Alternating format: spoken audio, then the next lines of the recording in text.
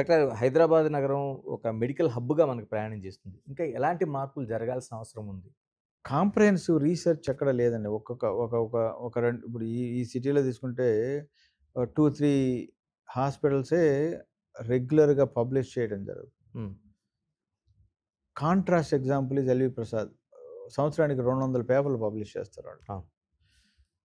మన దేశంలో ఏం జరుగుతుంది? మనం ఇచ్చే ట్రీట్మెంటు మన ప్రజలు ఎలా రెస్పాండ్ అవుతున్నారు? ఇదంతా కూడా కొంత వెస్టర్న్ నుంచి మన నాలెడ్జ్ తీసుకొని చేస్తాం. అమెరికాలో ఇలా జరుగుతుంది కాబట్టి మనం ఇక్కడ చేస్తున్నాం. చాలా వాటిలో అది వర్కౌట్ అవ్వచ్చు. ఎందుకంటే human body has lot of common sense. But మనకుండే సోషల్ సర్కమ్‌స్టాన్సెస్‌లో, మనకుండే ఫైనాన్షియల్ కన్‌స్ట్రెయింట్స్‌లో కొత్త ఇన్నోవేషన్స్ ఏం తీసుకురావచ్చు?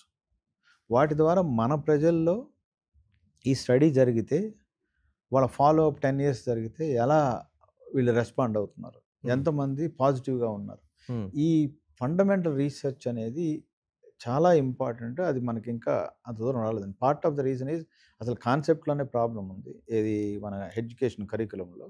రెండోది రీసెర్చ్ ఎక్కువగా జరిగే కంట్రీస్‌లో వాళ్ళ research time is protected, paid. Okay.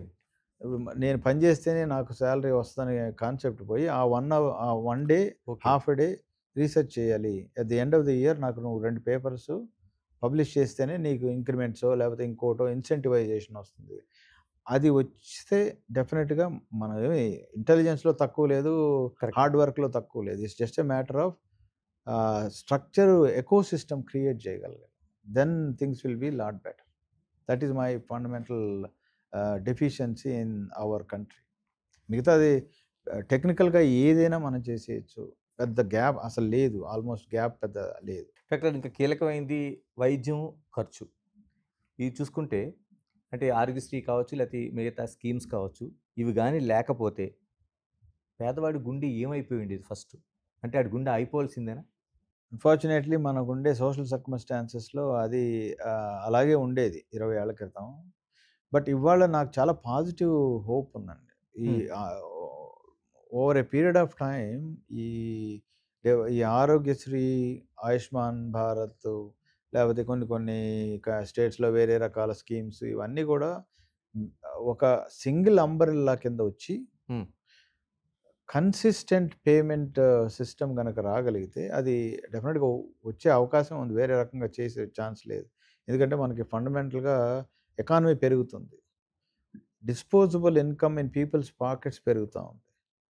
అదేవిధంగా awareness about insurance, health problems గురించి కూడా డెఫినిట్‌గా కోవిడ్ వల్ల ఆ పాజిటివ్ చేంజ్ వచ్చింది సొసైటీలో. నేను అనుకోవడం ఇంకొక అనదర్ 5, 10 ఇయర్స్‌లో ఈ ఈ గవర్నమెంట్ సపోర్ట్ అయితే 100% చేయాల్సొస్తుంది. ఆ ఆయుష్మాన్ భారతా లేకపోతే మిగతావా కాంబినేషన్ అన్నీ ఒక అంబ్రెల్లా కిందకొస్తాయనేది political decision how things evolve అనేది ఒకటి కొంత ఉంటది. అలా చేయగలిగితే ఒక ప్రిడిక్టబుల్ వేలో మన హెల్త్ కేర్ డెలివరీ ఉంటదండి. ఓకే. డెఫినిట్‌గా. అండ్ ప్రజలకు కూడా మంచి జరుగుతుంది. మన మన దురదృష్టం ఏంటంటే ఈ ఈ ఇటువంటి స్కీమ్స్ ఎవరికైతే నిజంగా ఎలిజిబిలిటీ ఉందో హ్మ్. వాళ్ళకంటే చాలా ఎక్కువ మంది దానిలో ఎన్రోల్ అయ్యి ఉన్నారు. కరెక్టే. మనకి ఆరోగ్యశ్రీ దానికి ఎగ్జాంపుల్ అదే మనకి. ఎగ్జాంపుల్ గదా! సో, అందువల్ల అవన్నీ గూడా హెచ్చుతగ్గులు నేననుకోవడం ఇంట్రొడ్యూస్ చేసి ఒక జనరేషన్ మారిన తర్వాత, ఆ మార్పులొచ్చేస్తే కొంత ఫైనాన్షియల్ సెక్యూరిటీ కంట్రీ జీడీపీ పెరిగే కొద్దీ లోవర్ స్ట్రాటాలో గూడా ఫైనాన్షియల్ సెక్యూరిటీ గనక వస్తే ఆటోమేటిక్‌గా సొసైటీ చేంజ్ అవుతుంది.